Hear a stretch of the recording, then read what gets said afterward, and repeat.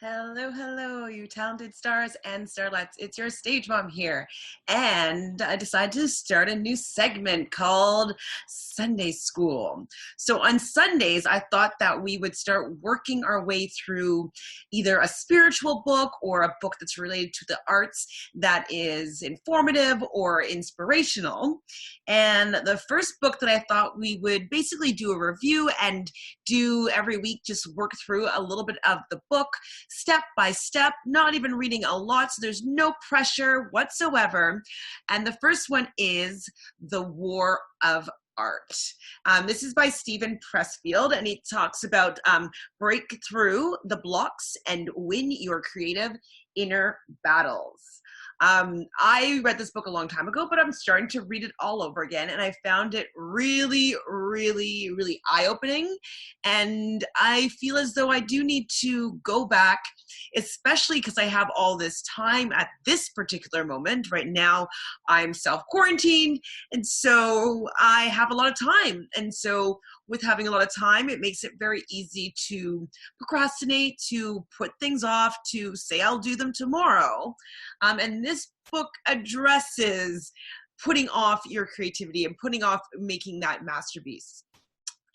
He talks about this book is meant for you if you dream about writing that great American novel, if you regret not finishing your painting or your poems or a screenplay, if you want to start a business or a charity, if you wish you could start dieting or exercising today, if you hope to maybe even run a marathon one day, if you want to finish a screenplay, if you are writing or creating a choreography, whatever it is, he says that if you had answered yes to, wanting to complete any of these things, then this book is meant for you.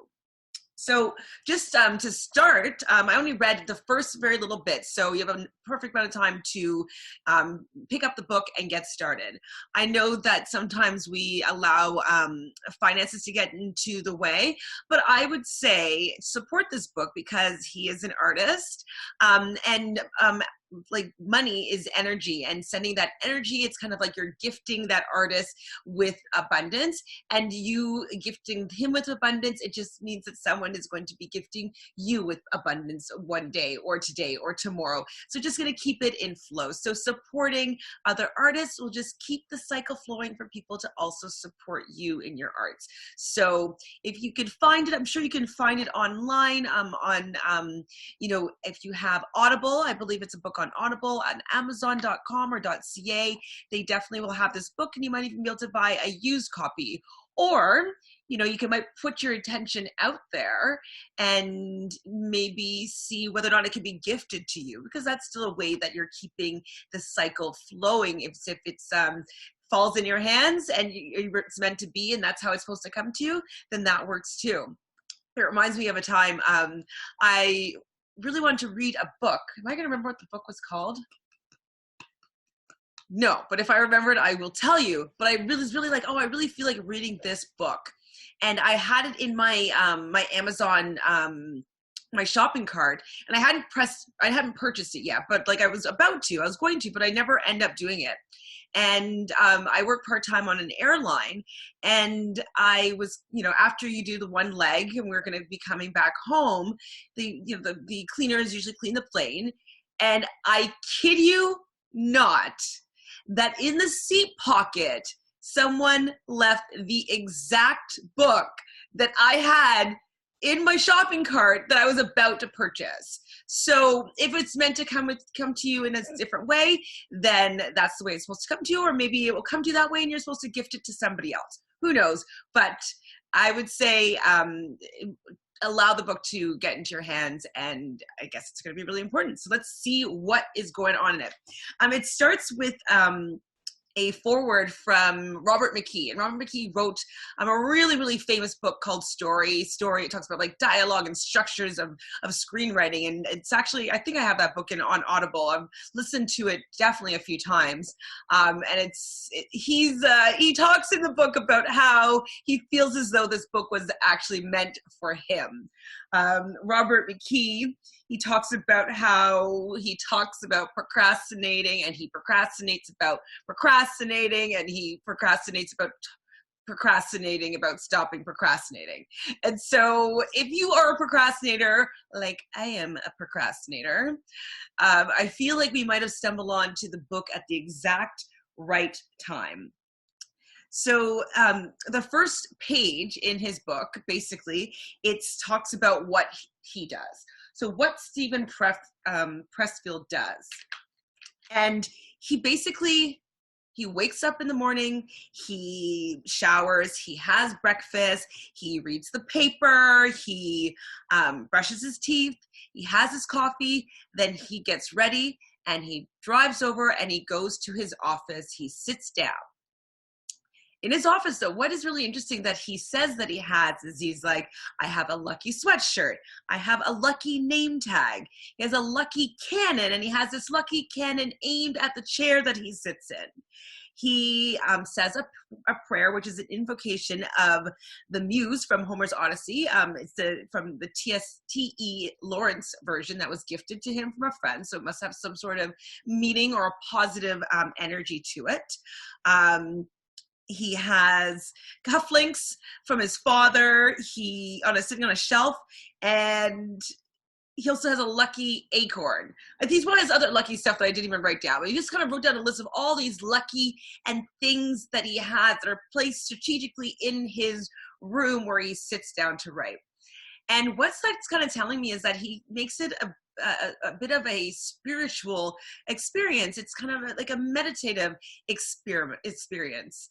And it's like when he gets ready and he does his old ritual steps before he goes to work, he sits down, maybe he meditates in the morning, has his coffee, he gets into that mood, and at 10:30, he shows up and he knows that he is in the presence of positive energy. He does his prayer, and then he sits down and he works. And I'm wondering if that is something that I can bring into when I want to do any creative work, is making it more of a ritualistic moment, make it more special, and take it maybe outside of, where I usually do other things. Like, I generally sit on the couch and watch TV shows on my computer. So maybe sitting on my couch on my computer is not where I should be writing that great screenplay that's inside of me. Maybe I'm actually thinking about this out loud for myself. Maybe I need to create a new environment where it's where I go to write. It's where I go to have this experience, this writing experience, make it special, make it different, and make it that's the moment. Because if I do it somewhere where I'm always doing something else, I will be distracted most likely, or be inclined to want to do what I always do when I'm sitting in that particular spot. So I'm going to give that a try. I mean, I know I'm in quarantine right now, but maybe I can find a way to make a little writing altar that will allow me to have a little area that is where I go to write for a certain amount of time. What was also really interesting is that he sits down, he plunges in, and he writes for 4 hours, pretty much 4 hours straight. And after he's finished, after 4 hours, he says that, like, he knows that he's done when his eyes starts getting all blurry and he's like, he can't write anymore. When he's done, he doesn't think about how many pages he wrote. He doesn't think about whether or not they were good. He doesn't think about whether or not he could rework them, or what went on even. He just allows that spiritual kind of 4 hour allowing creative inspiration just to come through him. And all he's responsible to do is be the vessel to let it go out on the paper. So he says he puts in his time, and that's what counts. What counts is that he came over resistance. So that's, I think, like a really important point.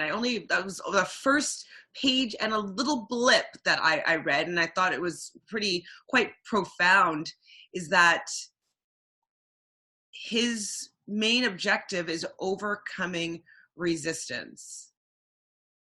And what things do we do that allows us to have resistance to the things that we actually really, really want to do? Like maybe the fact that I haven't made it a more important step when I want to create something artistic and new. Maybe because I haven't made it something a little bit more profound that I get distracted by the mundane. So what I'm going to do for myself, and I would love if all of you fabulous creatives join me, is that along with reading, the next will say, how many pages? Not even that many. We'll read What I Know, The Unlived Life, and then we'll start into the Resistance Greatest Hits. So just like the first 11 points in the first chapter. Not that much, like 5 pages, 6 pages, something like that. I know that we can handle the 6 pages, and maybe write about your thoughts about what came up for you during that, any ideas that you had maybe for your own creative ventures, or if you are working on something, how about we try making an altar or making something special, or having an area where you have things that make you feel good, feel happy, that you can set aside. I'm not saying 4 hours, because I know that would be a big jump for anybody, but one of my best friends, she was always taught me to use a focus counter, or one of those tomato timers, can't remember, Pomodoro timer, and just do 25-minute little blips, and then you can break for a minute or two, and then you do another 25 minutes, and then you break, and then another 25 minutes, and then you have a long break. It actually just does it all for you. I have a timer on my app that does the Pomodoro timer. Mine is called the Focus app, or the Focus timer. And, I swear to God that I really am able to focus when I actually hear that tick, tick, tick, and I'm focusing just for 25 minutes. So this is my request and my suggestion, and hopefully that you will feel inspired to do so. So we're going to read the first 6 or so pages of The War of Art by Steven Pressfield. We will just take an account of anything that comes up, that it makes you feel, any thoughts that you have, any creative burst, or anything exciting that you have about it. And then just see if you could do it every day. I don't want you to feel stressed or pressured, but if you could try to make a ritual out of daily habits, since we are in quarantine, we do have time to make new habits. We only need, 21 days to make a new habit. So if we can do this for 21 days, we could probably change our life, and we could probably write whatever we want to write, or create whatever we need to create if we make this a habit. So let's give it a try. Let's try, and let's do our best. Actually, try is failing with honor. Let's make that decision that we are going to create a new ritual for ourselves, a new habit, in putting in at least 25 minutes towards our creative aspirations, whether it's making a dance choreography, whether it is learning a monologue, whether it's writing a screenplay, writing a novel, doing some poetry, cutting out patterns, sketching, whatever is your passion or whatever you're inspired to do. 25 minutes a day. Use the Pomodoro app. Try to maybe do it, make the effort to do it every day for 25 minutes a day at the same time. And let's see, by next Sunday school, let's see what we create. So if you have any comments, any thoughts, please leave them down below. I will read them. I will comment. I will be doing the same thing because I'm in the exact same boat as you. I 100% allow resistance and procrastination to to put a block towards me completing all the amazing ideas that I have in my head. I'm sure you guys have a million ideas in your head, and it is time to share them with the world. Yeah, he says, that Stephen Pressfield says, that creative work is a gift to the world and every being in it. Don't cheat us of your contribution. Give us what you got.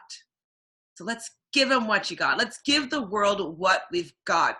We don't have these gifts for absolutely no reason. So it's time for us to get resistance out of our way, get procrastination out of our way, and create so we can share with the world our heart and our passions and connect and live our best life. So I hope this has served you well. If you enjoyed this video, please like it. You want to subscribe to this channel so you can be updated on all the new creative things that I decide to bring to it. I am making the effort to post every single day something. This is a Sunday school episode. We'll say episode, Sunday school episode. Monday, I don't know if I've changed it to something yet. Other than that, it'll be anything motivational. Maybe Motivational Monday. We'll see what if that flies. So subscribe, like this video, ring that bell so you can be notified when I have a new video, and I will see you in the spotlight. Take care.